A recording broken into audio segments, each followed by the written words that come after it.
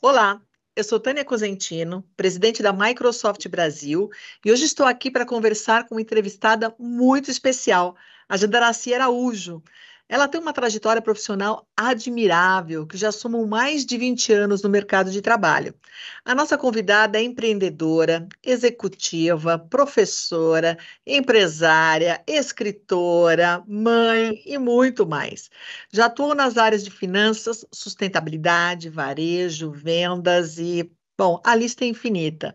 A Janda é cofundadora do Conselheira 101, um programa de inclusão de mulheres negras em conselho de administração.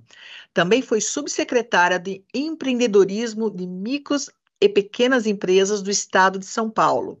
Ela ainda faz parte do conselho de organizações como Future Carbon Group, Instituto Inhotim, o WCD, entre outros. Isso é só uma pequena parte da linda trajetória da Jandaracy Araújo. Janda, é um prazer enorme estar com você aqui hoje. Olá, Tânia, o prazer é todo meu. Honrada em estar aqui com você nesse momento, compartilhando um pouquinho da trajetória do Conselheira 101, entre outras coisas. Muito feliz de estar aqui com você. Janda, eu tenho imenso respeito pela sua trajetória. Você começou como vendedora de salgados e se tornou membro de diferentes conselhos de administração. Eu acredito que histórias pessoais têm um enorme poder para inspirar outras pessoas. Então, vou pedir para você contar um pouco de como aconteceu, um pouco da sua história, os seus sucessos, os perrengues, as dificuldades. Fala um pouquinho para a gente.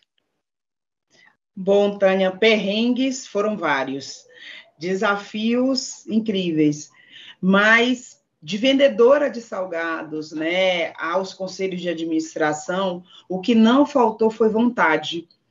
E, às vezes, coragem não era tanto forte, eu costumo dizer, até colocando nesse lugar, mas a necessidade de continuar, né, com alguns motivadores principais. Eu falo que a fonte de inspiração, minhas filhas foram grandes fontes de inspiração para eu não sucumbir e não deixar a síndrome da impostora tomar conta de mim e não desistir em momentos difíceis, né?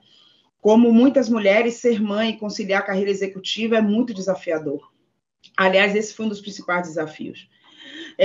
Ter que lidar com a questão racial no nosso país também foi um grande desafio, porque mesmo com formação, mesmo tendo todas a época, né, e aí é importante falar, gente, eu estou falando de mais de 20 anos atrás, mas com formação, com cursos de tecnologia, de informática, era muito difícil conseguir uma colocação. Então, eu fui para esse lugar, essa atividade de super importante, que eu tenho muito orgulho, por isso que eu coloco no meu LinkedIn, que fui, sim, uma mulher que vendeu salgados na rua por necessidade, né? Com 2 filhas para sustentar, não consegui uma colocação.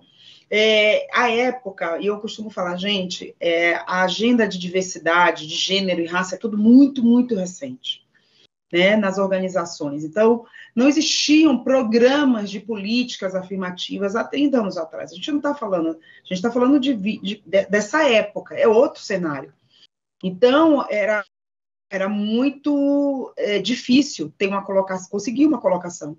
E eu tive a oportunidade, né, de alguém que acreditou que eu tinha potencial e me deu a primeira oportunidade. Com essa primeira oportunidade, eu não deixei passar nenhum em branco, eu cheguei nesse lugar que eu estou hoje, né? Então, foi muito estudo, também acho que é importante ressaltar o papel da educação na minha vida. Eu nunca abri mão de estudar, estudo até hoje, faço cursos e atualizações, estou sempre fazendo curso, me atualizando, estudando principalmente sobre temas novos, sobre novas áreas. Agora estou...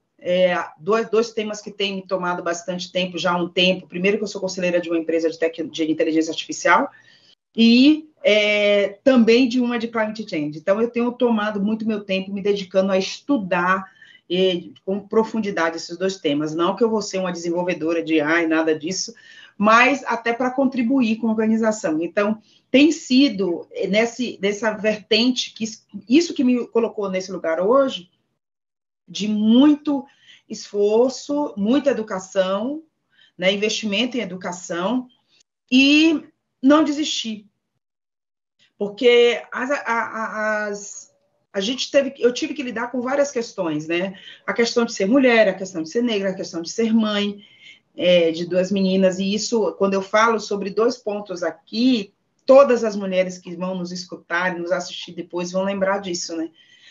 A questão da maternidade também, né? Pesando na construção de uma carreira, né? Então, esses são pontos, assim, que de desafios foram vários. Também empreendi, e, assim, tive várias experiências empreendendo. Sempre acho que eu vou ser eternamente uma empreendedora, acho que isso faz parte. Eu sou executiva empreendedora, então acho que isso faz parte. Eu abri um negócio, hoje eu estou com uma consultoria na área de treinamento, mas eu sempre empreendi. Eu tive uma empresa até 2019, vendi a empresa em 2019, fiquei 5 anos só como empresária e vendi a empresa em 2019, que era na área de comércio, né, de trade, a gente trabalhava com importação e exportação. Então, efetivamente, esse não deixar passar a oportunidade de aprender. Muito bom. E de experienciar, acho que foi o que trouxe até aqui. Bom, aqui, já acho que a gente tem algumas coisas em comum. Eu sou um pouquinho mais velha, bem mais velha que você, mas eu vou falar que eu sou só um pouquinho. Eu tenho 40 anos de carreira. E aí a mesma coisa. Mulher branca, então foi um pouco mais fácil, mas muito jovem, então o pessoal subestimando a capacidade técnica de uma menina, né? O pessoal fala, apenas uma menina. Mas você falou algumas coisas que eu realmente acredito. Você falou em educação, a importância da educação, a importância da gente continuar, não importa a posição que a gente tenha assumido, mas a gente continuar estudando. Isso eu compartilho com você. Você fala muito das suas filhas e em vários eventos você leva as suas filhas, já tive o prazer de conhecê-las, então muito bacana você servir como essa referência. E elas enfrentaram as adversidades com você.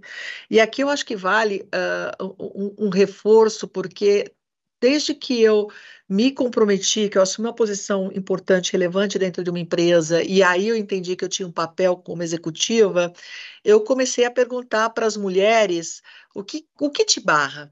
Né? E aí você falou muito em vontade, porque apesar de todas as adversidades, você seguiu em frente. Eu segui em frente. Muitas outras mulheres se paralisam. E aí a grande questão é como que a gente pode ajudá-las, né? Porque elas vão superar esses obstáculos. E quando eu pergunto o que te paralisa, a maioria das mulheres falavam que era o medo da maternidade, como a maternidade poderia bloquear a carreira delas. E às vezes não, na verdade, eu ouço com muita frequência que eu só cheguei onde cheguei porque eu não tive filhos. E aí eu falo, não, eu conheço uma série de mulheres incríveis que atingiram posições incríveis, que tiveram filhos, e você é uma delas. Fala um pouco mais da maternidade. Que palavra você diria para essa jovem hoje, branca ou negra, que está no início da sua carreira e fica na dúvida: tenho ou não tenho filhos, porque isso pode me barrar? Eu não acredito que isso pode. Pode, se a pessoa não tiver a rede de apoio adequada, sim, pode ser mais difícil, mas eu não acredito que possa barrar. Vai exigir muita vontade, muito esforço, uma construção de rede de apoio, mas eu queria que você, se tivesse que dar 2 conselhos, o que você falaria para essas mulheres? Bom, primeiro, eu não romantizo a maternidade. Vou começar falando assim, é difícil ser mãe. É difícil, em muitos casos, a gente ter que abrir mão de nós por outro ser humaninho, né? Outro ser humaninho que está ali. E vou falar aqui de uma mulher de mulher pobre, de classe, eu essa mulher, de classe média baixa. E eu vejo pessoas que e obviamente cada história é única, cada pessoa tem seus porquês e sinões, e cada um sabe o que suporta. Mas para uma mulher como eu, que sai que vive, né, periferia, vivia na periferia, nascida, sou cria de periferia, né? Meus pais, eu sou de uma família simples, de pessoas que o pouco que conquistaram foi com estudo e muito trabalho, em épocas muito duras. A decisão, eu tomei várias decisões, eu perdi várias festas de minhas filhas, eu perdi momentos importantes de minhas filhas, mas olhando para o futuro. Até porque existia uma relação, eu não abri mão de ser a Jandaracy, eu não terceirizei essa responsabilidade nas minhas filhas. E eu tive uma conversa com elas mais adultas, muito verdadeira. Se hoje, né, na época, se elas poderiam usufruir do que elas estavam podendo usufruir, foi porque eu também tive que abrir mão da presença. E essa é uma escolha da vida adulta. A gente não pode ter tudo. Se ela vir. Eu concordo com Todo você. momento a gente escolhe uma coisa em prol de outra. Essa encruzilhada da vida, em todo momento, a gente decide continuar na organização, sair de uma organização, fazer um determinado curso ou não fazer. São escolhas, a vida é feita de escolhas. E toda vez que a gente escolhe um caminho ou outro, a gente está abrindo mão de alguma coisa. Mas eu nunca responsabilizei a minha trajetória de carreira. Aliás, elas foram as minhas alavancas. Elas eram os grandes motivadores da não desistência, do não sucumbir às microagressões. Em tempos que a gente não falava de assédio, por exemplo, assédio moral, por exemplo, né? A gente não falava de uma série de coisas. Tânia, você sabe do que eu estou falando. Eu fui formada em engenharia metalmecânica. Quase não tinha mulher. Você também sabe disso. Também é de uma área de STEM. No engenheiro eletricista. Você sabe que é uma área que não tem mulheres, a gente não estava lá. Eram pouquíssimas, uma, duas, três numa turma, era assim, raridade. Então, não desistir e fazer essa escolha. O que é a maternidade? Eu sempre pergunto assim, gente, ser mãe eu não sei, não coloque a carreira, e eu acho isso super importante. Eu dou mentoria, eu falo para as pessoas, quando elas vão fazer, no meu processo de mentoria, eu peço para falar sobre missão de vida, né? Que escrevam a missão e tal. E um dia, uma das minhas mentoradas, na missão de vida dela, ela colocou um cargo. XPTO, na posição XPTO, quero estar, minha missão de vida é estar na posição, eu fiz então. Isso não é missão de vida. Isso é plano de carreira. A vida é o que você faz fora das organizações. É o que você é fora das organizações, porque as organizações, elas passam. Nós somos coadjuvantes dentro das organizações. Somos elementos importantes, um ativo importante, mas a gente não pode abrir mão da vida, das nossas escolhas pessoais, com o argumento de que carreira não dá. Porque quando você olha para mulheres que sequer mother-friendly, empresa com a gente não tinha nada disso, gente. Me desculpa, eu não estou romantizando períodos duros, sabe? Mas se responsabilize pelas suas escolhas. Eu acho isso importante, Jandaracy. Uma vez eu organizei na antiga empresa onde eu trabalhava, organizei uma palestra para as mulheres e veio uma moça, uma jovem muito bonita, inteligente, com pós-graduação em Harvard, brilhante, e ela veio com uma pressão dizendo, não, porque eu quero ser a melhor executiva, a melhor mãe, a melhor profissional, a melhor esposa, e eu falei, essa é uma carga que nós mulheres nos impomos e sofremos com ela, porque a gente tem que fazer as escolhas. Você não vai conseguir ser ao mesmo tempo a melhor mãe, a melhor esposa, a melhor filha, a melhor profissional. Então, e fazer as escolhas e lidar bem com elas é importante. E é verdade que no nosso tempo não se falava, o tema microagressão não existia. Se a gente fosse mencionar que a gente estava sofrendo uma agressão de qualquer espécie, aí sim viriam as agressões, porque as pessoas não cogitavam, achavam que era uma brincadeira, achavam que era camaradagem, muitas coisas que não são aceitáveis hoje no mundo do trabalho. A gente não tinha nem a quem recorrer, né? Não existiam conversas que existem hoje. Então, esse é um grande avanço que a gente vê no mundo corporativo. E eu acho que é um papel até nosso, como mulheres, de trazermos isso na mesa para ser discutido de uma forma recorrente. E vendo que você hoje participa ativamente de vários conselhos, eu também participo de conselhos, e aí os nossos pares são predominantemente homens, homens brancos, muitos com a mesma formação, com a mesma história. Como que você está usando a sua experiência para educar o conselho, para abrir os olhos desses profissionais, mostrando a importância da diversidade, indo além do gênero, porque já trazer o gênero já é algo complexo, mas trazer gênero e raça tem aí as suas complexidades adicionais e tem preconceitos adicionais que a gente tem que trabalhar. Como você está educando os conselhos onde você trabalha? Às vezes, eu muito infantilizo as pessoas, mas eu faço muita pergunta, escuto muito. Toda vez que tem um comentário ou um posicionamento que sai um pouco do padrão, sai do contexto, sai de um olhar não inclusivo, e aqui em diferentes pautas, de achar que, por exemplo, que alguns temas é coisa do passado, já está evoluído, que as mulheres já estão em todos os lugares, vocês já estão bem. Sabe aquelas frasezinhas? Vocês A já gente chegaram perde lá, vocês vão exemplo. dominar o mundo. Você pergunta, a gente faz perguntas, me dê mais exemplos. E como você vê, e aí a gente precisa conhecer, por isso que eu falo que eu gosto de gente, que você precisa conhecer. Então você fala, e como você vê esse futuro, nesse mesmo modelo para suas filhas, para suas netas, que você ama tanto? Como é que você vê isso? Como é que você gostaria que... Você começa a perguntar. Uhum. Começa a incitar a reflexão.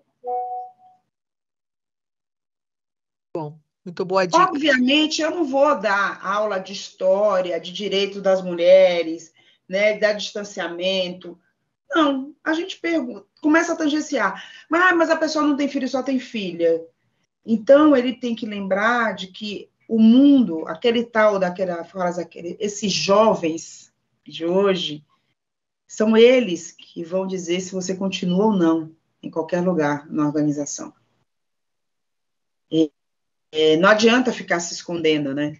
E eu costumo trazer muito algumas questões bem didáticas, com exemplos bem do dia a dia, que é todos passarinho, todos passarão, né? A gente não vai ficar. A história que você vai construir hoje para uma geração que está vindo.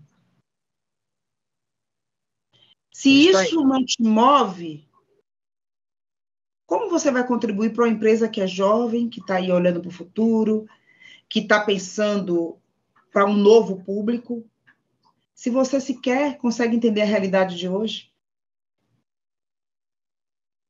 Então, eu deixo essa dor e esse problema não é meu. Eu deixo com a pessoa. Quando vem, eu coloco de novo para essa pessoa. Bom, boa abordagem. Vamos perguntar mais, vamos provocar mais e fazer as pessoas pensarem, porque quando a gente provocar um pouco da empatia, né? Quando a gente faz as pessoas vestirem um pouco o nosso sapatinho, elas começam a entender um pouquinho melhor o problema de dentro para fora.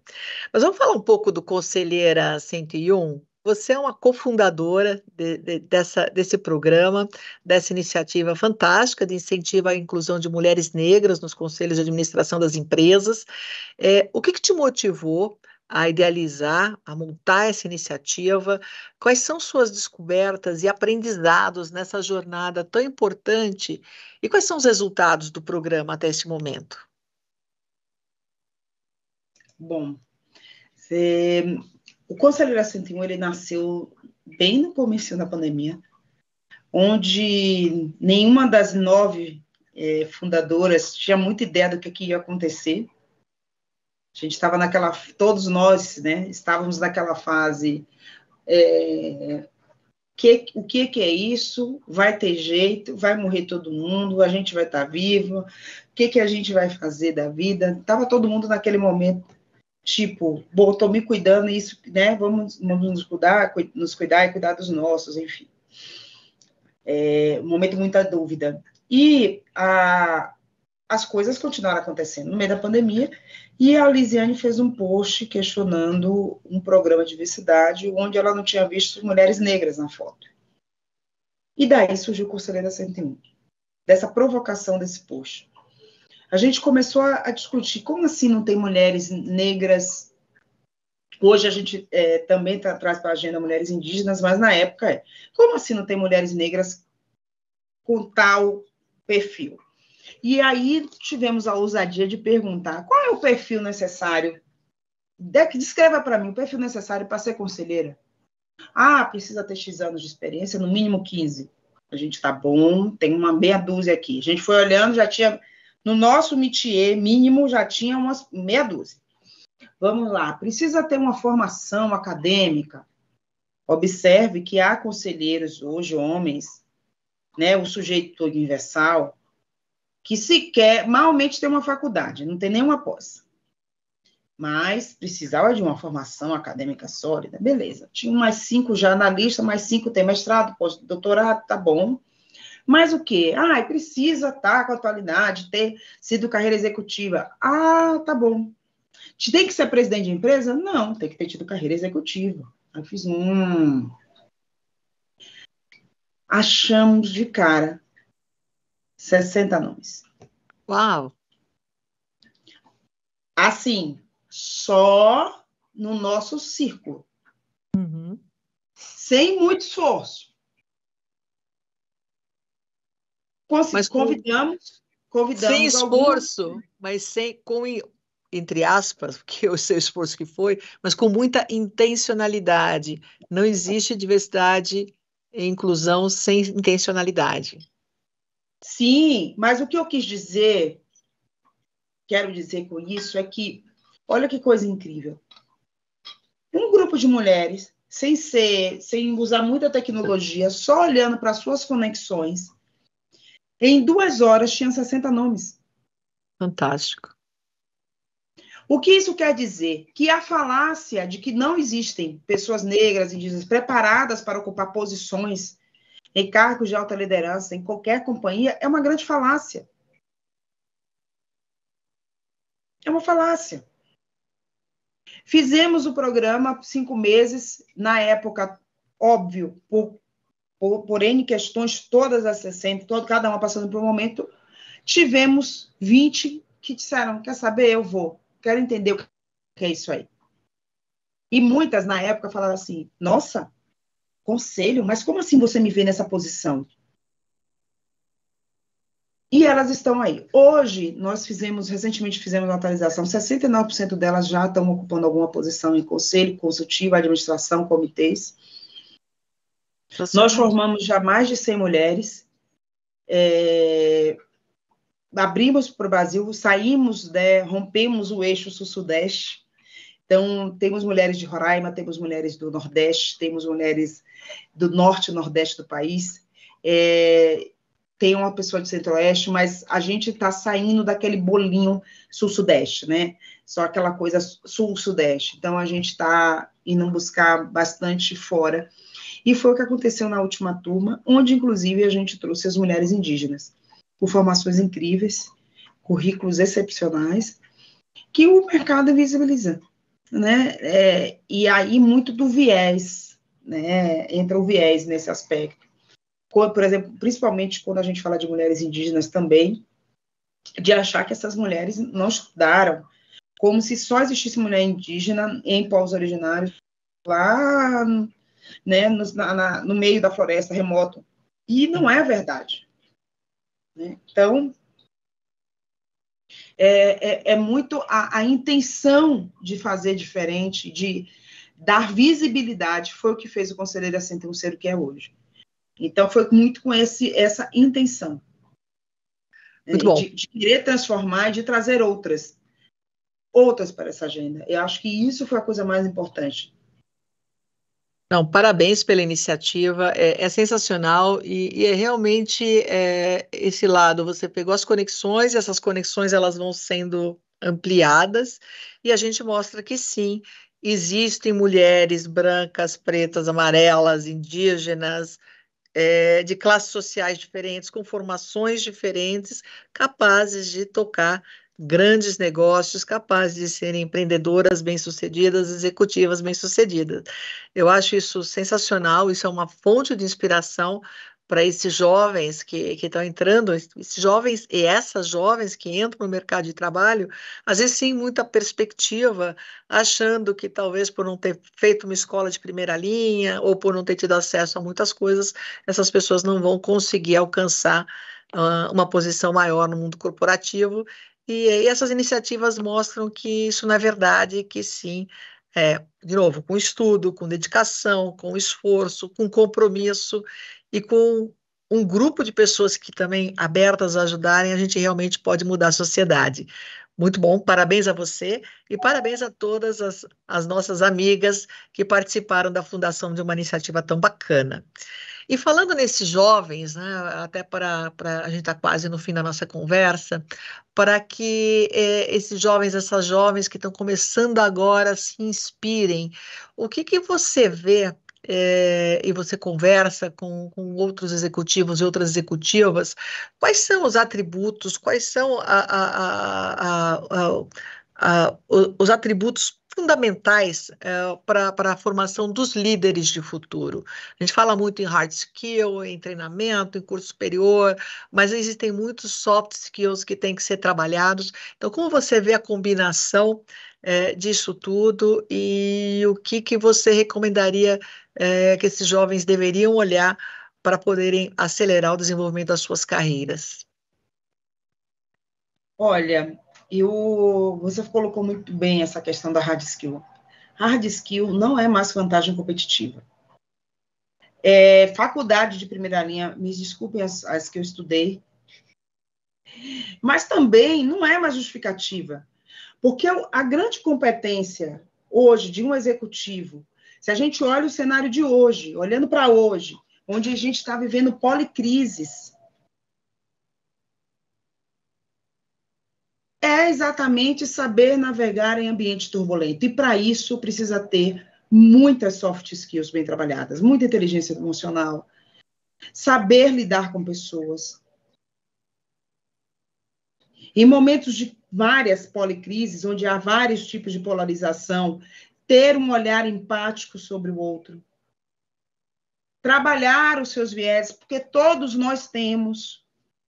Então, quando a gente pensa nessa liderança que vem de hoje, o presente que vai construir esse futuro, é muito mais humanizada. Porque, inclusive, com a inteligência artificial, uma série de hard skills Vão ser substituídos pela máquina, né? serão substituídas pela máquina. O que diferencia a máquina do humano são as soft skills. E você mencionou uma muito importante, que é a empatia. A capacidade do humano de escutar genuinamente e se conectar é o que nos diferencia da máquina, né? E se a gente aplicar isso, a gente realmente pode ir longe. Além, né, de uma outra coisa, uma vontade genuína de aprender com o outro, de conhecer e de lidar com uma das maiores tecnologias existentes, a tecnologia que não é do bit, né? Eu costumo dizer a do 01, não é dessa tecnologia que a gente está falando. Se você aprende e entende que a maior tecnologia são os saberes de diferentes pessoas, é fundamental, se torna fundamental saber lidar com isso, entender que isso é a grande diferença, o que vai diferenciar um líder que só tenha hard skills para um líder que seja um líder que tenha um olhar para o futuro e para pessoas.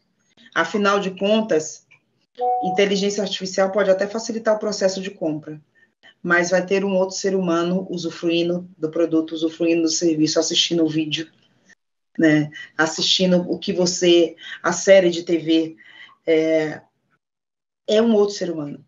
Então, se você não entender desse ser humano, como você vai construir um legado, uma empresa de sucesso, um negócio de sucesso?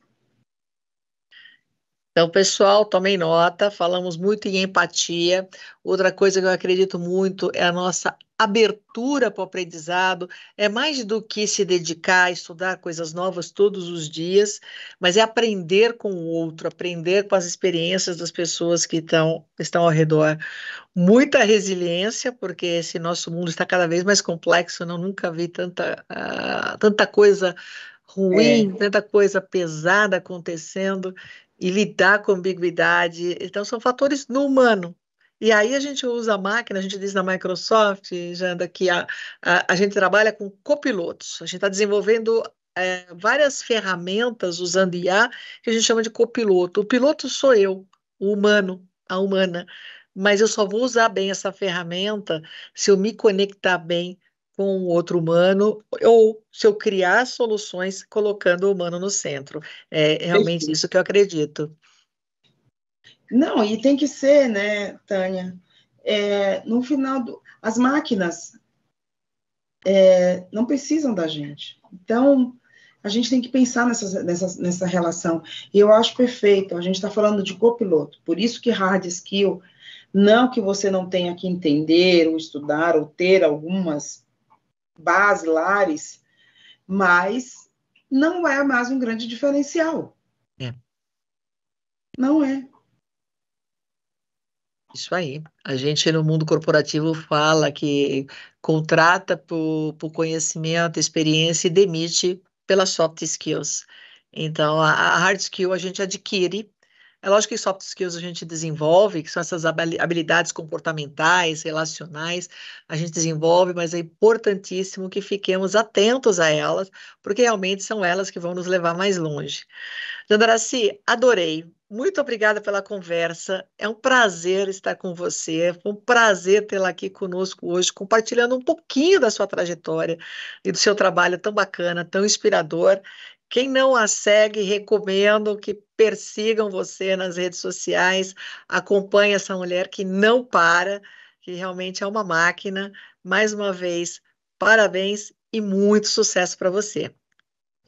Eu que agradeço mais uma vez o convite, muito feliz de ter tido essa troca, e espero que todos gostem da nossa conversa. Também, para vocês todos que nos acompanharam, tenho só que agradecer e até a próxima. Obrigada.